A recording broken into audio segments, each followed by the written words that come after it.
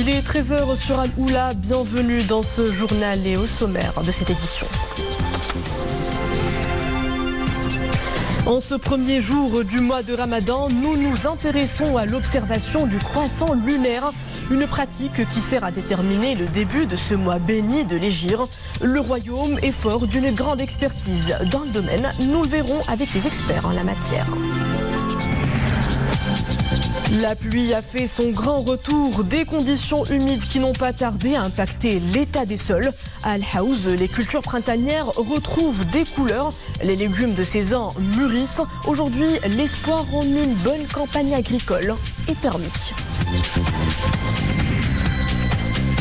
Également à la une de cette édition, un focus sur l'essentiel de notre programmation ramadanesque. De l'avant-tour à la fin de la soirée, Al-Oula vous accompagne avec une riche palette de nouvelles séries et capsules à redécouvrir en fin d'édition.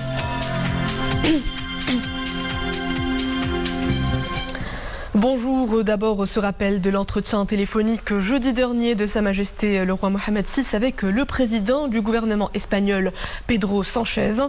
Au cours de cet échange, Sa Majesté le Roi a réitéré sa haute appréciation pour le contenu du message qui lui a été adressé le 14 mars par le président du gouvernement espagnol.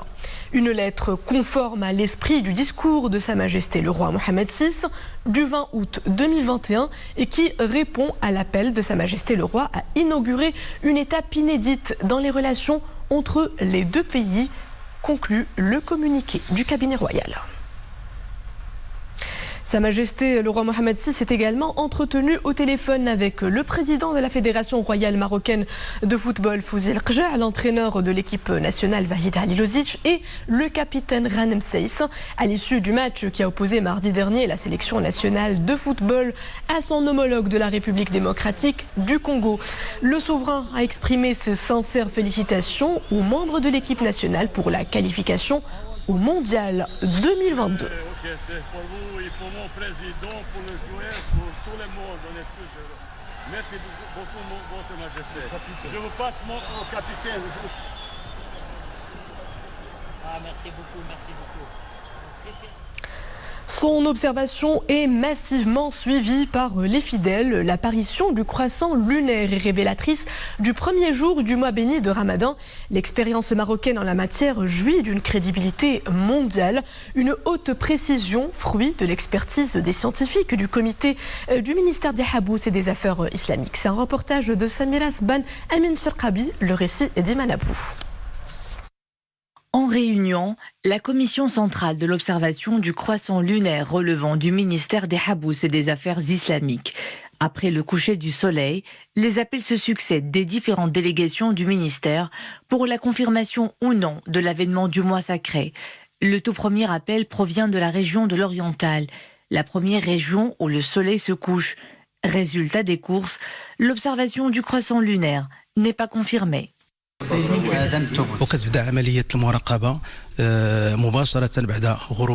L'observation du croissant lunaire commence juste après le coucher du soleil. Elle se poursuit jusqu'à son apparition. Dans le cas de non-observation, l'opération se poursuit jusqu'à la fin du Moqt, c'est-à-dire la période séparant le coucher du soleil et celui du croissant lunaire. Le Maroc compte plus de 250 centres d'observation, encadrés par des experts à la notoriété connue et reconnue, mobilisés aux côtés des éléments des forces armées royales. Le royaume est fort d'une grande et longue expérience dans le domaine. Il est connu pour sa haute précision, avec un taux marge zéro d'erreur détecté au cours des 3 dernières décennies, ce qui fait du royaume l'un des meilleurs pays arabo-musulmans en la matière. Une référence de renommée mondiale en termes de crédibilité retenue pour ce processus, basé sur les connaissances de grands savants d'Andalousie et du Moyen-Orient. Le Maroc adopte le critère de la visibilité oculaire, à l'œil nu des Nédara, dont les observations sont comparées aux calculs astronomiques. Les deux résultats tendent toujours à être compatibles. Et après leur interruption pendant 2 ans en raison des restrictions liées à la pandémie, les prières de Tarawih sont de nouveau autorisées dans les mosquées du royaume. Dès hier soir, les fidèles ont pu regagner les mosquées pour accomplir leurs prières surérogatoires. Un retour à la normale avec en toile de fond la stabilisation de la situation épidémiologique et le retour dans le vert des principaux indicateurs de santé dans le royaume.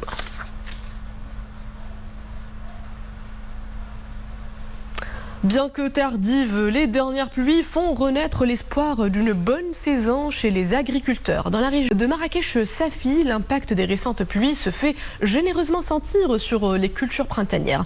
Nous le verrons dans l'une des exploitations agricoles de la province d'El Haouz avec Amina Allam, Zakaria Mokinbillah et Imana Blou.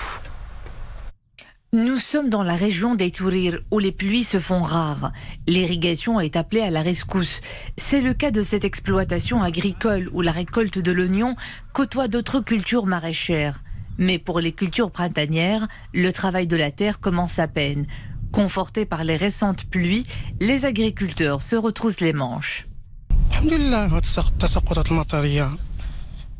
Même un peu tardives, ces précipitations sont bénéfiques aux cultures. Elles vont nous épargner d'irriguer les cultures à nos frais et allégeront la pression sur la nappe phréatique. Espérons que ça va continuer.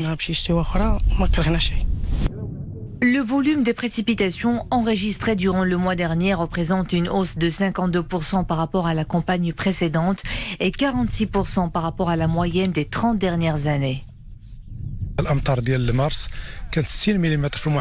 Il est tombé jusqu'à 60 mm de précipitations en mars.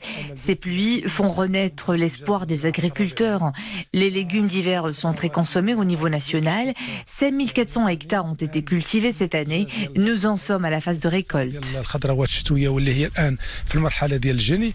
La province d'El Haouz est réputée pour les cultures maraîchères. 7500 hectares sont consacrés aux légumes d'automne. Plus de 5000 hectares aux légumes d'hiver et 7000 hectares pour celles du printemps. Un mois de précipitations plus que bienvenu dans les champs de Rhamna. La pluie est tombée en abondance. Résultat, un couvert végétal abondant et des ovins et caprins qui profitent enfin de verts pâturages.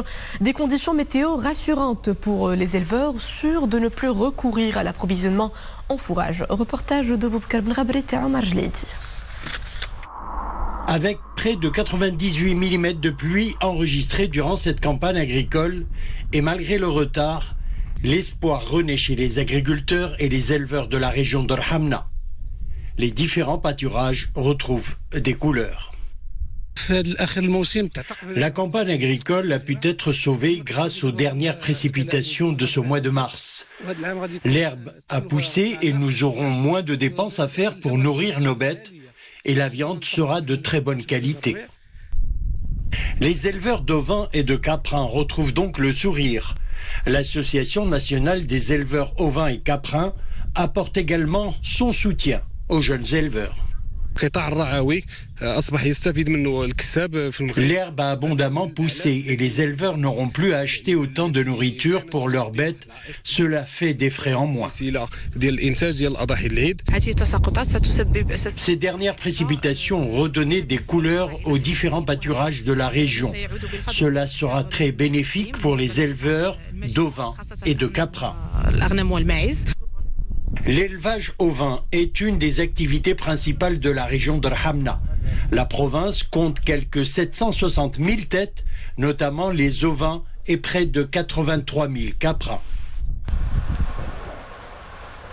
Et ce début du mois de Ramadan nous apporte justement une bonne dose de fraîcheur. Nous vous le disions hier, pluie, neige et vent s'inviteront jusqu'à mardi sur la plupart de nos régions. De fortes pluies, parfois orageuses, s'abattront dès lundi de 4h à 20h dans les provinces d'Agadir et d'Aoutanan, Inzgan, Ait Belloul, Chouka Ait Baha, Safi, Al Haouz, Essaouira, Azela et Bni Mlel. Et le temps sera neigeux du lundi à 6h au mardi à 18h du côté de Mdir Fnedaq, Fahs Njra, Tétouan, Chefchaouen, El Housseima, Nador et Driouech. Des chutes de neige au-delà de 1800 mètres couvriront les sommets d'Azilal, El Haouz, Chichawa, Midelt, Ouarzazat et Taroudin. Puis attention au vent qui soufflera fort du dimanche au lundi dans les provinces de Fahs Njra, Tanger, Assela, Tétouan et Mdir Fnedaq. Un temps également venteux balayera demain lundi les provinces de Figig, Ouarzazat, Tinrir, Rachidia et Zagora. Direction Shanghai, la métropole à 25 millions d'habitants, devenue ces derniers jours l'épicentre d'une nouvelle vague épidémique du Covid-19.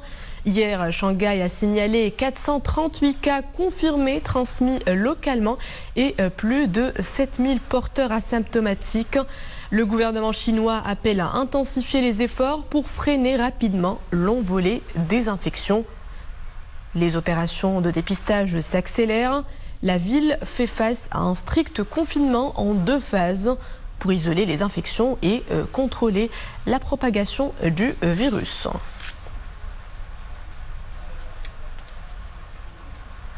Et avant de vous quitter, je vous rappelle que vous aurez dès aujourd'hui rendez-vous avec une riche palette de nouveaux programmes sur notre écran.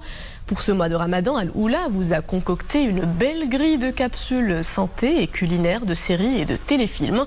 D'abord, la série événement Fath al-Andalus, une méga production qui raconte l'histoire du célèbre personnage Tariq ibn Ziyad en 33 épisodes. La série réalisée par le Koweïtien Mohamed Sami El-Anzi et elle a été tournée dans plusieurs coins du monde, dont Beyrouth. Également au programme, retrouvé à 17h25 Bnat Setahar, puis Wasafat Houda dès 17h50. À 18h40, la capsule Sehatouna, puis pour le moment du Ftour, Capitaine Hajiba meublera notre antenne. À 19h20, place à votre série comique Le Flouka, suivi de la série Bia Oula Bik. Nesf al-Qamar et Moul Mlih viendront compléter cette grille.